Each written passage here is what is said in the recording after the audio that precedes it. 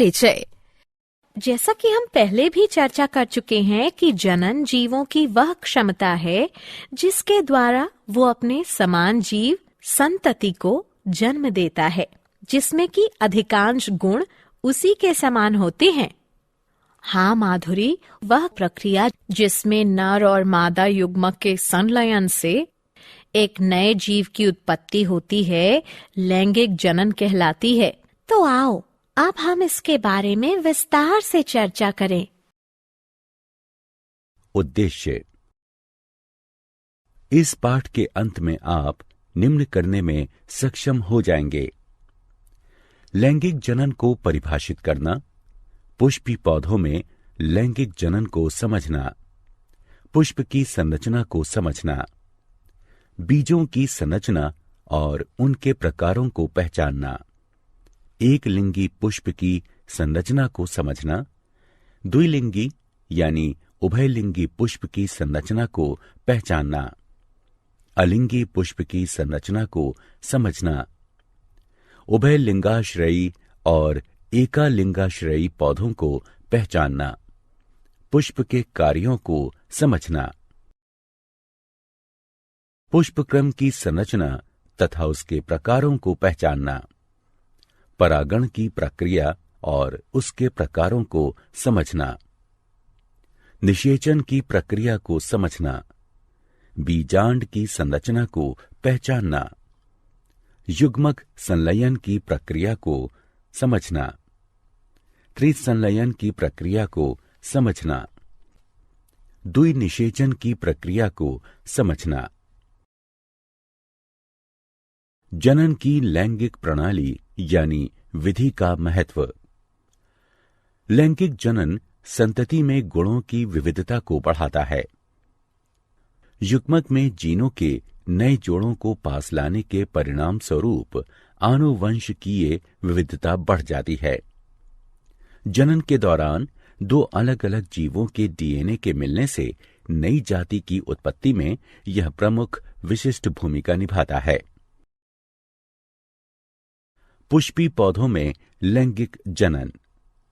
प्रारंभिक अवस्था में पौधे पत्तेदार या कायिक चरण में होते हैं तथा जब वे वृद्धि तथा जनन करते हैं अथवा प्रजनन चरण में, तब उन पर पुष्प बनते हैं।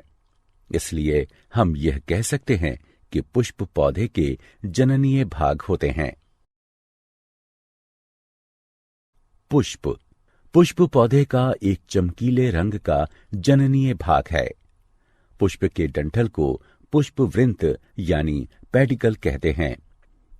पुष्पवृंत का फूला हुआ चपटा सिरा पुष्पासन यानी थैलेमस बनाता है। पुष्पासन यानी थैलेमस से पुष्पीय यानी फ्लोरल पत्तियां निकलती हैं, जो कि 4 प्रकार की होती हैं: बाह्यदल, दल यानी पंखुड़ी, पुंकेसर और अंडप।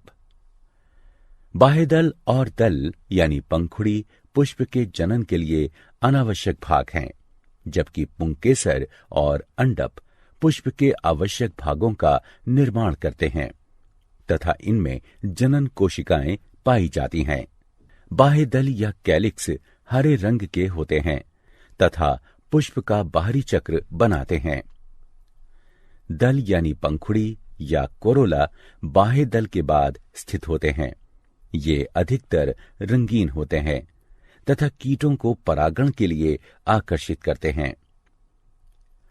पुंकेसर या पुमंग दल यानी पंखुड़ी के बाद स्थित होते हैं। प्रत्येक पुंकेसर वृत्त सदृश डंठल तंतु और चपटी घुंडी सदृश पराग कोश से बना होता है। पराग कोश में पराग पुटियां यानी पोलन सैक पाई जाती हैं, जो कि परागकण का निर्माण करती हैं। पुंकेसर पुष्प के नर भाग को प्रदर्शित करता है।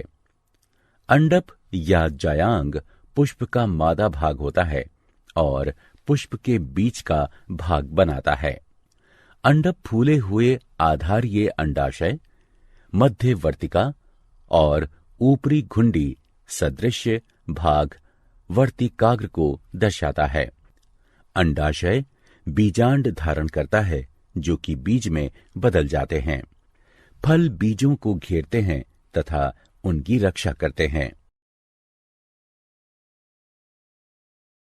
बीज बीज परिपक्व बीजांड होते हैं। बीज के अंदर भ्रूण तथा संचित भोजन पाया जाता है, जो कि अंकुर बनने के समय विकसित हो रहे भ्रूण के द्वारा प्रयोग में लाया जाता है। एक परिपक्व बीज दो महत्वपूर्ण भागों से मिलकर बना है, जो कि इस प्रकार है: बीजावरण और भ्रूण। बीजावरण एक सख्त परत होती है जो कि बीज के आंतरिक भागों की रक्षा करती है। भ्रूण मूलांकुर, प्रांकुर और बीज पत्रों से मिलकर बना होता है। मूलांकुर नवीन जड़ बनाता है तथा प्रांकुर नवीन तने का निर्माण करता है। बीज एक बीज पत्री तब कहलाता है जब उसमें एक बीज पत्र पाया जाता है तथा द्विबीज पत्री तब कहलाता है जब उसमें दो बीज पत्र उपस्थित होते हैं। बीज भ्रूण पोषीय तब हो सकता है जब उसमें भ्रूण पोष पाया जाता है तथा भ्रूण पोष रहित तब होता है जब उसमें भ्रूण पोष उपस्थित नहीं होता है।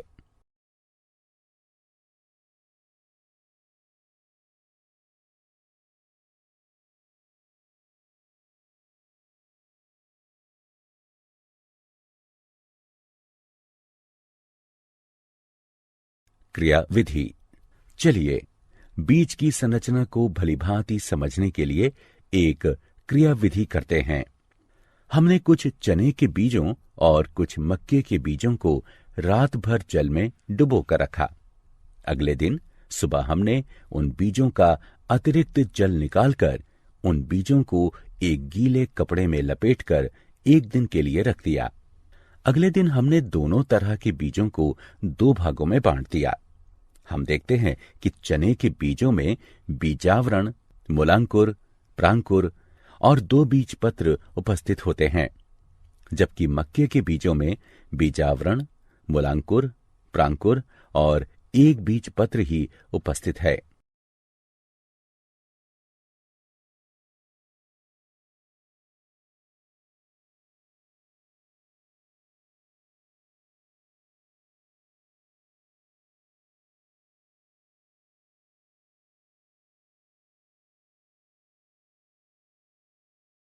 एक लिंगी पुष्प वे पुष्प जिनमें या तो पुंकेसर या स्त्री केसर पाया जाता है, उन्हें एक लिंगी पुष्प कहते हैं। उदाहरण: पपीता, तरबूज।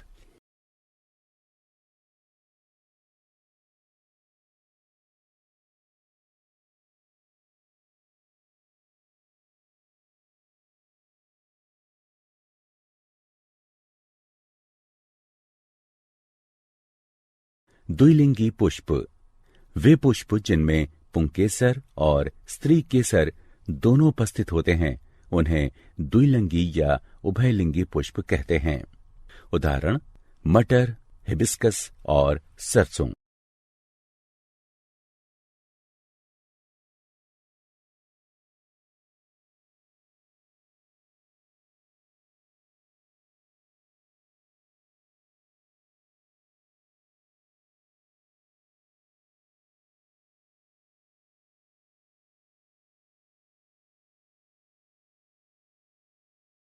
अलिंगी पुष्प वे पुष्प जिनमें पुंकेसर और स्त्री केसर दोनों ही अनुपस्थित होते हैं, उन्हें अलिंगी पुष्प कहते हैं। उदाहरण: आम, काजू।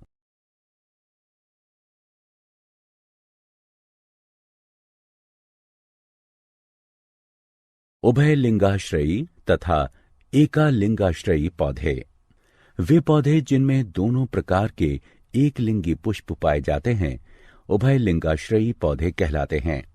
उदाहरण: मक्का, कद्दू और अरंडी। वे पौधे जिनमें केवल एक प्रकार के एक लिंगी पुष्प पाए जाते हैं, एकालिंगाश्रयी पौधे कहलाते हैं। उदाहरण: खजूर का पेड़ और शहतूत।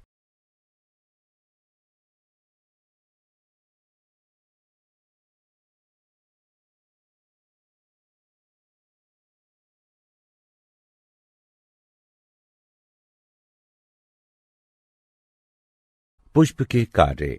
पुष्प में नर जननांग पुंकेसर तथा मादा जननांग अंडक पाए जाते हैं। पुष्प पौधे का वह भाग है जो कि लैंगिक जनन में भाग लेता है। अंडाशय परिपक्व होकर फल का निर्माण करता है जिसमें बीज उपस्थित होते हैं।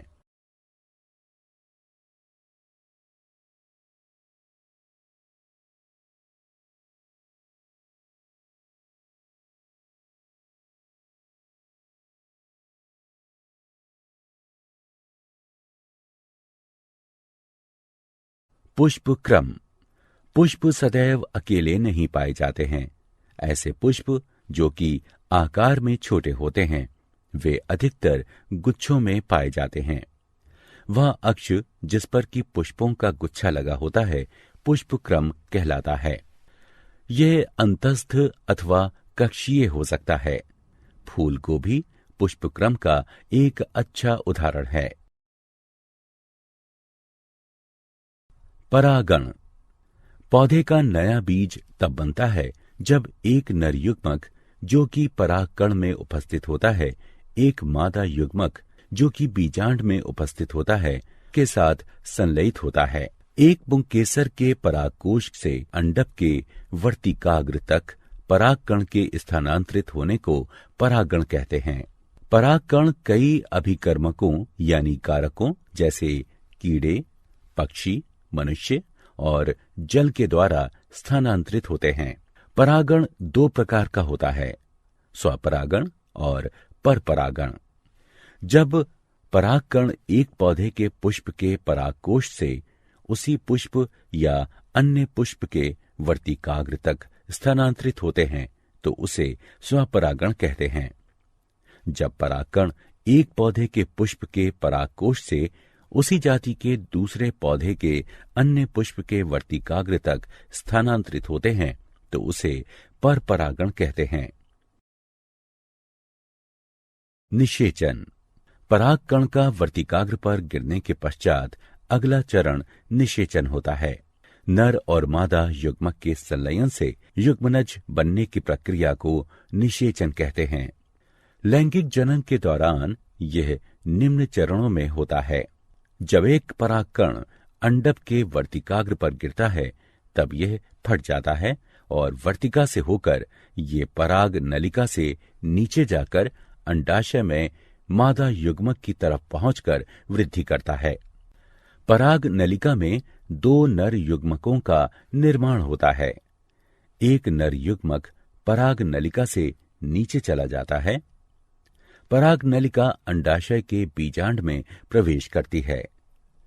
पराग नलिका का सिरा फट जाता है और नर युग्मक पराग नलिका से बाहर निकल आता है। अंडाशय में पराग का नर युग्मक बीजांड में उपस्थित मादा युग्मक अथवा अंड के केंद्रक से जुड़कर निषेचित अंड का निर्माण करता है जिसे युग्मनज कहते हैं। निषेचन के पश्चात युग्मनज कई बार विभाजित होकर बीजांड में भ्रूण का निर्माण करता है। तब बीजांड एक सख्त आवरण का विकास करता है और बीज बन जाता है। बीज पौधे की जननीय इकाई है। ये अपने अंदर भविष्य के भ्रूण को रखते हैं जो कि बाद में अंकुर में विकसित हो जाता है। बीजांड। बीज वाले पौधों में बहुत छोटी सी संरचना भ्रूण कोश होती है जो कि बीजांड काय से घिरी होती है और निषेचन के पश्चात बीज में विकसित हो जाती है। इसके 3 भाग होते हैं। अध्यावरण इसकी बाहरी परत बनाता है। बीजांड काय यानी गुरु बीजाणुधानी तथा गुरु बीजाणु युक्त मादा युग्मकोद्भिद यानी गुरु युग्मकोद्भिद इसके मध्य में स्थित होता है। गुरु युग्मकोद्भिद जो कि पुष्पी पौधों में भ्रूण कोश भी कहलाता है, निषेचन के लिए एक अंड कोशिका या कई समूहों में अनेक अंड कोशिकाओं का निर्माण करता है। निषेचन के पश्चात बीजांड एक बीज में विकसित हो जाता है। युग्मक संलयन। एक नर युग्मक अंड से संलयित होकर द्विगुणित युग्मनज बनाता है। इसे युग्मक संलयन कहते हैं। मेरुरज्जु प्रतिवर्ती क्रियाओं को नियंत्रित करता है और संदेशों को शरीर के विभिन्न भागों तथा मस्तिष्क तक संवहित करता है।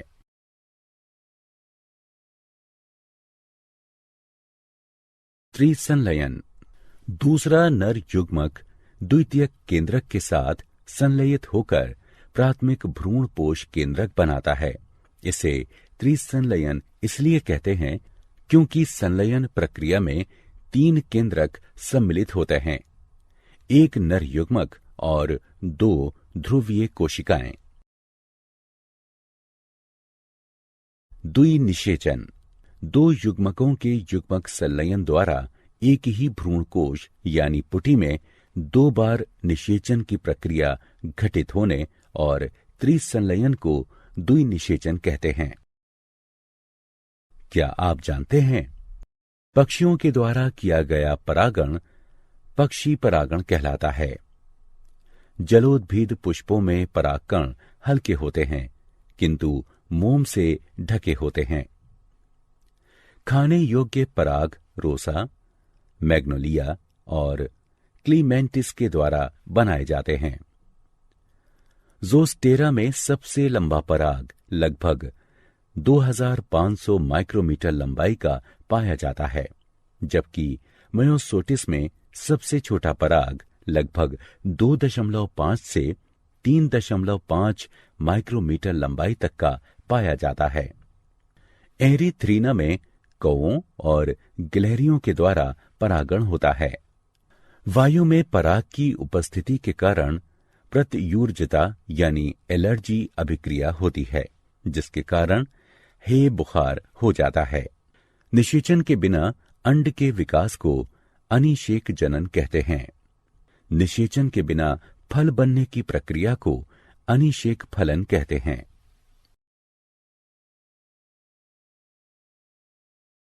सारांश।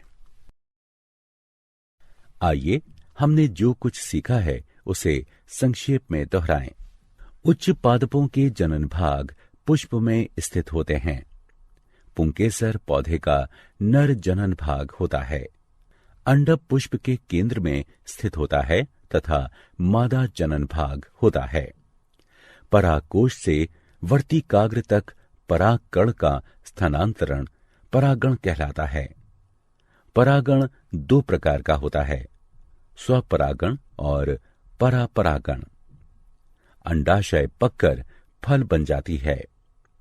फल बीजों को मुक्त यानी छोड़ने में सक्षम होते हैं। प्रत्येक बीज में एक भावी पौधा होता है जो कि अंकुरित होकर एक नया पौधा उत्पन्न करता है।